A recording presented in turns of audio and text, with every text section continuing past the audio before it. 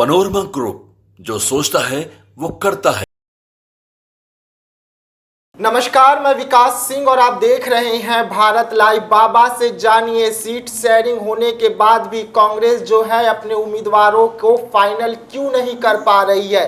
क्या लालू प्रसाद यादव देंगे अप्रूवल? हम सीधा बाबा से पूछते हैं। बाबा जी, कांग्रेस अब तक लिस्ट जारी नहीं कर पा रही है, क्या लालू प्रसाद का इंतजार हो रहा है कि वो अप्रूवल दे और उसके बाद लिस्ट जारी होगा? देखिए, आज बहुत सारी बातें जो है मुझे करनी है अपने भारत लाइव के दर्शकों से और इसके साथ साथ बिहार की जनता से। बात यह है कि चुनावी प्रक्रिया शुरू हो गई है। पहले राउंड का नॉमिनेशन फाइल हो गया, दूसरे राउंड का भी 2 दिन और बचा हुआ है नॉमिनेशन फाइल करने के लिए। इस बीच में जब 2 राउंड की सारी प्रक्रियाएं पूरी हो चुकी हैं, उसके बाद भी सीट शेयरिंग का समझौता होने के बाद अगर कैंडिडेट का नाम घोषित नहीं किया जाए तो इसके पीछे जरूर कोई ना कोई कारण होता है। आज ही बात हो रही थी, आपने कांग्रेस का नाम लिया कि क्यों नहीं हो रहा है, आज ही बात हो रही थी।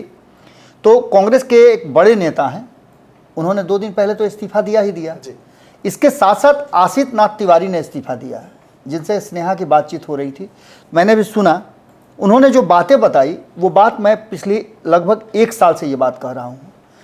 मैं प्रोटोकॉल के तहत नाम नहीं ले सकता हूँ, लेकिन ऐसे कम से कम 8 से 10 नेताओं को मैं जानता हूँ जो हार्डकोर कांग्रेसी हैं। वो एक तरह से समझिए कि मेरा हाथ पकड़ करके रोए नहीं, बाकी सब कुछ कर दिए कि डूब रही है कांग्रेस, कैसे बचाया जाए। जिस कांग्रेस को लेकर के आत्मा समझा जाता था, जिस कांग्रेस के लिए हम लोग जीते और मरते थे, वो कांग्रेस धीरे धीरे हमारे हाथ से रेत की तरफ फिसलती जा रही है और हम कुछ नहीं कर पा रहे हैं। इसका मतलब आप समझिए कि एक पार्टी जो 100 साल पुरानी पार्टी है और उस पार्टी के कार्यकर्ताओं का, पदाधिकारियों का, वरिष्ठ नेताओं का ये हाल हो। आशीष नाथ तिवारी ने जब बातचीत हो रही थी स्नेहा से, तो उन्होंने कहा कि पिछले कई महीनों से मेरी बात मेरे ही प्रदेश अध्यक्ष से नहीं हुई है। इसका मतलब आप समझ सकते हैं ना कहीं एक गैप है और इस गैप को पूरा करने के लिए कांग्रेस कोई भी प्रयास नहीं कर रही है। दिशा निर्देश देने के लिए कोई है ही नहीं ऊपर में बैठा हुआ कि अपने कार्यकर्ताओं को क्या दिशा निर्देश दे, किस तरीके से काम करवाएं, किस तरीके से पार्टी को मजबूत किया जाए। देखिए, जो पिछले 10 साल से एक राजनीतिक माहौल बना है ना, उस राजनीतिक माहौल में बहुत कुछ बदलाव हुआ है। केंद्रीय स्तर पर मैं बात कर रहा हूँ, लेकिन कांग्रेस तो 90 में ही खत्म हो गई थी बिहार से।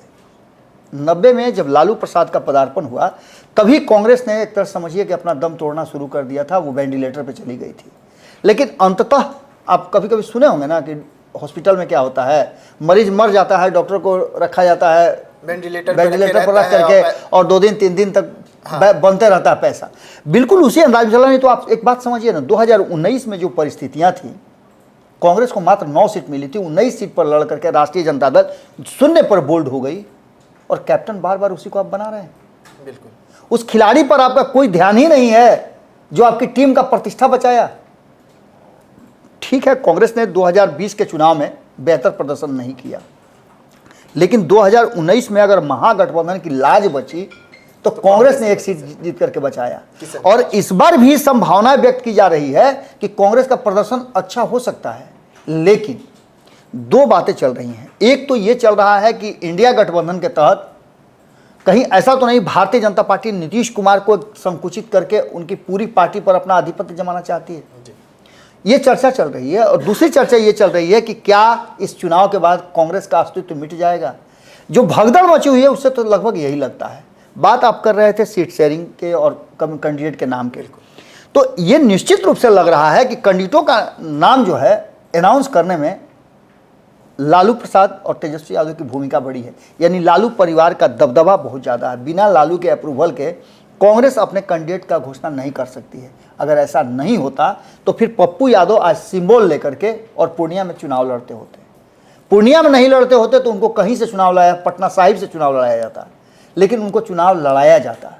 कांग्रेस कहीं और से उम्मीदवार बना दे। बिल्कुल, लेकिन चूंकि लालू प्रसाद नहीं चाहते हैं, इसलिए पप्पू यादव के नाम पर मुहर नहीं लग सकती है। लालू प्रसाद नहीं चाहते हैं, इसलिए कन्हैया कुमार के नाम पर मुहर नहीं लग सकती है। लालू प्रसाद नहीं चाहते हैं, इसलिए बहुत सारे लोगों की फहरिस्त वहाँ से कटती जा रही है। देखिए, किशनगंज की बात करें तो वहाँ मजबूरी है मोहम्मद जावेद को चुनाव लड़ाना। जदयू से मुकाबला है और एक बार फिर से इस मुकाबले में इस बार जदयू ने और कहीं जीते चाहे नहीं जीते किशनगंज में जीतने का पूरा प्रबंध कर दिया है। और कहा यह जा रहा है कि मोहम्मद जावेद जो पिछले 5 साल से अपने क्षेत्र में काम किए हैं उससे लोगों की नाराज़गी है। खैर इन सब बातों से आगे हम निकलते हैं। इन सब बातों से आगे निकलने के साथ साथ कटिहार की बात करें तो यहाँ तारिक अनवर को एक बार फिर से दिया गया है। ये भी अच्छी तरह से लालू प्रसाद जानते हैं कि सर उठाने की स्थिति नहीं है। तारिक अनवर हालांकि वहाँ से 5 बार जीते हैं, कल ही हमने खबर किया था। लेकिन इस बार भी तारिक अनवर को देना दुलाल चंद गोस्वामी के सामने। दुलाल चंद गोस्वामी ने जो 5 साल में काम किया है वो अच्छी तरह से लालू प्रसाद भी जानते हैं। लालू प्रसाद यहाँ टक्कर नहीं दे सकते थे, इस सीट को छोड़ा है। किशनगंज में वो टक्कर नहीं दे सकते थे इसलिए उन्होंने छोड़ा है। और ये सिंपैथी के लिए कि हम देखिए आपका कहाँ जीता हुआ सीट अपने पास लिया, जीता हुआ सीट तो आपको छोड़ दिया। इसके बाद भागलपुर की बात करें तो भागलपुर में अजय मंडल मजबूत है। वहाँ से अगर अजीत शर्मा को टिकट दिया जा रहा है तो लालू प्रसाद की मर्जी से दिया जा रहा है। बाकी के पश्चिमी चंपारण से लेकर के मुजफ्फरपुर, समस्तीपुर, पटना साहिब, महाराजगंज, सासाराम ये सभी सीटें होल्ड पर रखी गई हैं। और इस होल्ड पर रखने के पीछे का कारण यही है कि इस सीट पर लालू प्रसाद के निर्देश के बाद, उनके कॉन्सेंट के बाद, उनके नो ऑब्जेक्शन सर्टिफिकेट के बाद उम्मीदवारों का चयन होगा। इसमें से एक सीट पश्चिमी चंपारण वाला साफ साफ लग रहा है, पश्चिमी चंपारण या महाराजगंज। ये सीट अखिलेश सिंह के पुत्र के लिए रिजर्व किया गया। मैं नहीं कह रहा हूं ये बात चर्चा में है, इसलिए मेरा भी कहना जरूरी बनता है। दूसरा चीज, मुजफ्फरपुर की बात करें तो आपको पता है कि अजय निषाद को लाने की तैयारी चल रही है। और अजय निषाद को क्यों लाया जा रहा है इस सब कुछ जानते हैं। लालू प्रसाद चाहते हैं कि मुजफ्फरपुर में एक लड़ाई को और मजबूत दिया जाए। अब जीतना हारना अलग बात है, लेकिन अजय निषाद की भी मजबूरी है कि वो चुनाव लड़ना चाहते हैं। तो ऐसी स्थिति में उन्होंने एक रास्ता खोजा। जानकारी मिल रही है कि जब हम लोग खबर कर रहे हैं तो हो सकता है कि वो दिल्ली में कांग्रेस की सदस्यता ले रहे हों। सदस्यता तो इससे पहले पप्पू यादव ने भी लिया था, कहीं वैसा ही हाल मत हो जाए उनका भी। पटना साहिब की बात करें तो यहाँ कई नाम चल रहे हैं। यहाँ मीरा कुमार के बेटे अंशुल का भी नाम चल रहा है और भी कई नाम यहाँ हैं, लेकिन मजबूत नाम नहीं नजर आ रहा है। ऐसा ही नहीं है कैंडिडेट कोई बढ़िया हो, मजबूत हो।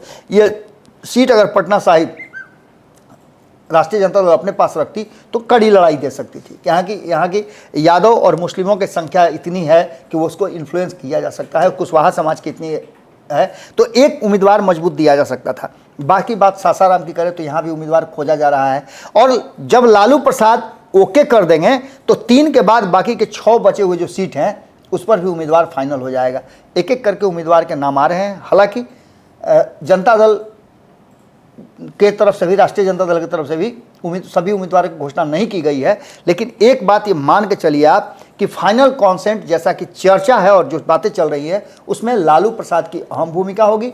और लालू प्रसाद के ग्रीन सिग्नल देने के बाद ही ऐसा लग रहा है कि कांग्रेस अपने उम्मीदवारों का नाम तय करेगी।